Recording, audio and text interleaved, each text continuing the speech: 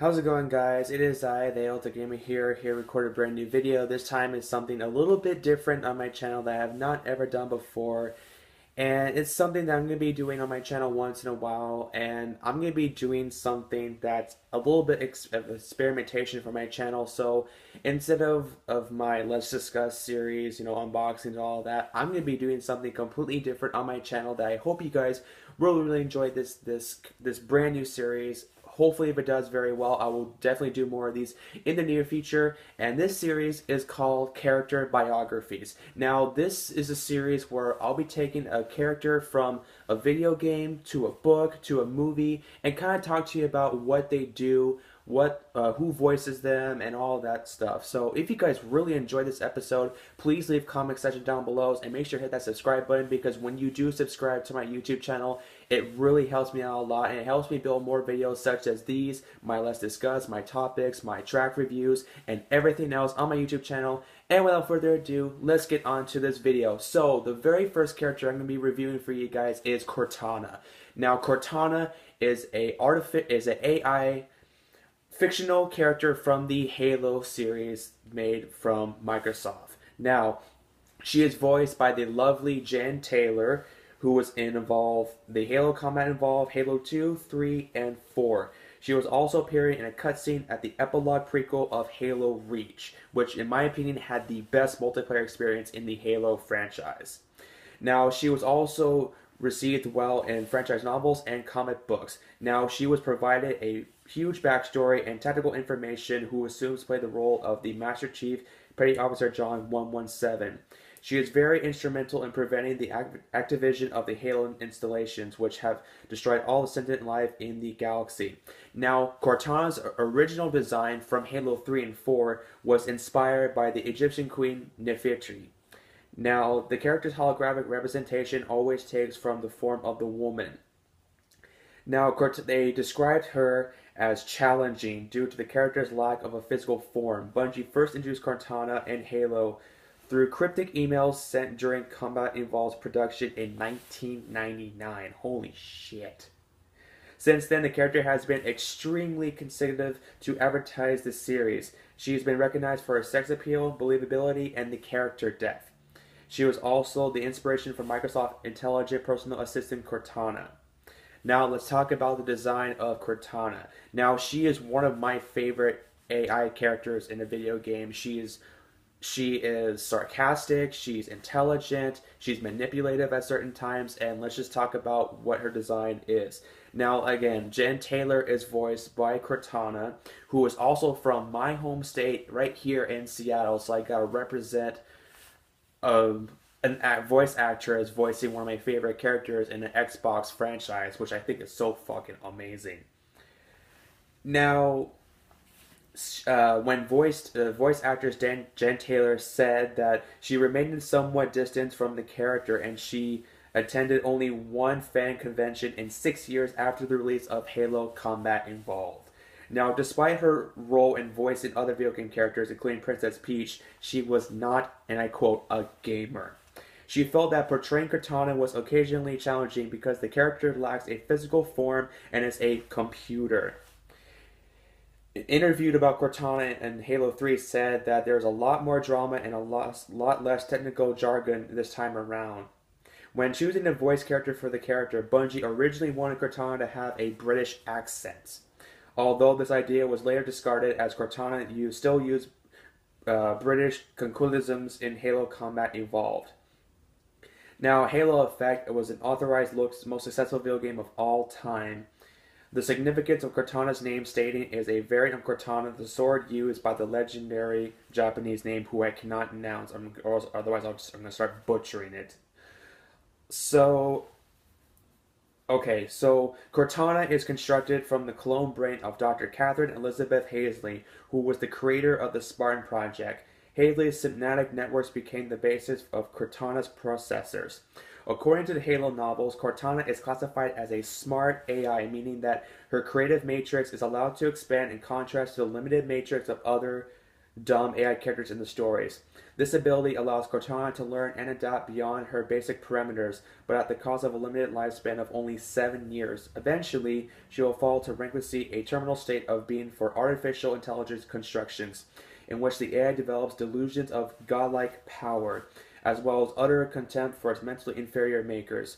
Rampant AI normally cannot return to the previous state and must be destroyed before they harm themselves and others around them. But Cortana could be saved if she and Master Chief can go back to Dr. Hazley on Earth because she was created using the living tissue of Dr. Hazley. Now, Cortana is very high skilled and capable of hacking alien computer systems and decoding transmissions. In Halo The Fall of Reach, she hacks into the top secret office of naval intelligence, documents out of boredom. Her intellectual occasionally causes her to be a liquid to a fault in The Fall of the Reach. Hazley knows that if she were let Cortana continue with her hypothesis, then the AI would talk all day. The Doctor also sees Cortana as a teenage version of herself, smarter than her parents, always talking, learning, and eager to share her prior knowledge. Cortana is also described as having a sardonic sense of humor. She often cracks jokes or wriggly comments even during combat. Her high spirits and lack of programming restrictions give her a set of behavioral quirks among most AI characters in the Halo universe. For example, she becomes agitated and impatiently when Master Chief doubts her judgment in Halo First Strike. As an artificial construct, Cortana has no physical form or being. However, she always speaks with a smooth female voice. She can communicate through communication systems and project a holographic image of herself from appropriate projectors, such as a holotank, and appears holographically as a woman. Cortana is said to resemble her creator, Dr. Catherine Hazley, with a similar attitude only unchecked by military and social protocol.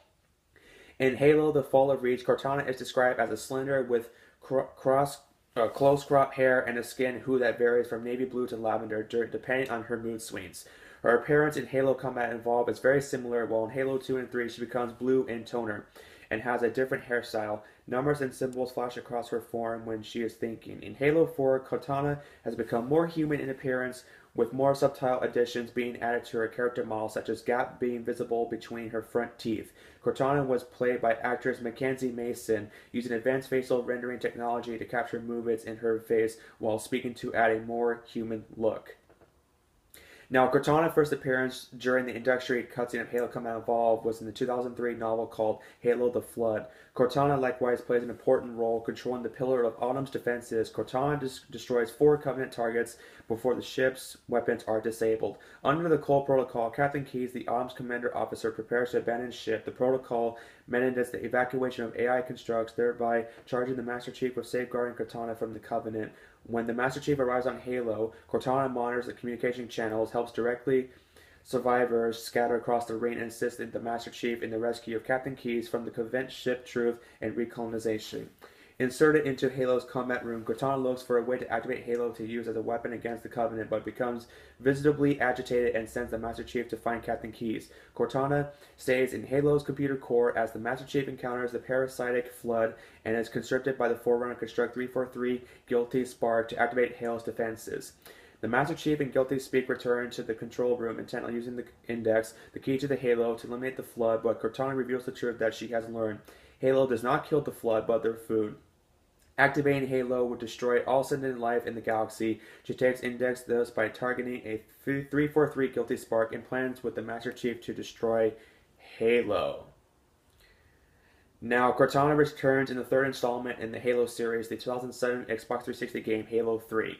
During gameplay, Cortana appears to be the player in broken transmissions, often reciting lines from Fall of Reach in earlier games. Cortana manages to send a message to Master Chief on Earth through a flood-infected ship. In her message, she states that Gravemind is unaware of the portal opened by a Forerunner artifact on Earth.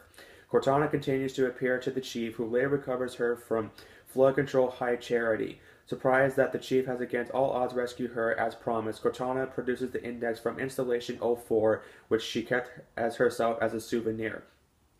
With it, Cortana activates a new ring world being constructed. While the Flood are destroyed as planned, the slip space portal through which Master Chief, the Arbiter, and Cortana attempt to escape collapses, thus stranding the Chief and Cortana. Cortana activates a distress beacon, which she knows that she could use before she rescue comes. As the Master Chief prepares to go into cryonic sleep to wait to rescue, Cortana confides to him that she will miss him. He replies to wake him when she needs him. Cortana makes an appearance in the last levels of 2010's Halo Reach, which in the game's universe takes place before combat involved. When the Spartan Group Noble Team receives orders to destroy important intelligence inside the military installation sword base, Cortana contracts Noble Team and sends them to an evacuation site under the base. Therefore, Hazley contacts the teams and shows them a massive Forerunner structure buried beneath the surface. Haley downloads Cortana and gives her to the soldier Noble 6, instructing the team to bring the AI to the UNSC Pillar Ship of Autumn. While most of Noble Team's Soldier 6 were killed, Noble 6 hands Cortana over to Captain Keyes and Lex to stay behind and protect the ship while it makes its escape. In the fourth Xbox 360 exclusive, Halo 4, Cortana wakes the Chief when Covenant forces attack the remains of the UNSC forward into Dawn, then crashes with him on Requiem.